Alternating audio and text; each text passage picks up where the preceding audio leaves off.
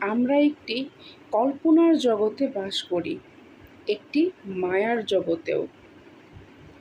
জীবনে সবচেয়ে গুরুত্বপূর্ণ কাজ হলো বাস্তবতাকে খুঁজে পাওয়া। সে যেভাবেই হোক না কেন, বাস্তবতা ছাড়া আমরা আবেগে ভাসতে থাকি। আর এজন্যই হয়তো ফ্রেডরিখ নিটসে বলেছেন, বাস্তবতায় আসা হলো সমস্ত মন্দের মধ্যে সবচেয়ে নিকৃষ্টতম, কারণ এটি মানুষের যন্ত্রণাকে দীর্ঘায়িত করতে পারে। আর সোরেন কিয়েরকেগার্ড হয়তো বলেছেন, জীবন কোনো সমস্যা নয় যে আপনি সমাধান খুঁজে বের করবেন।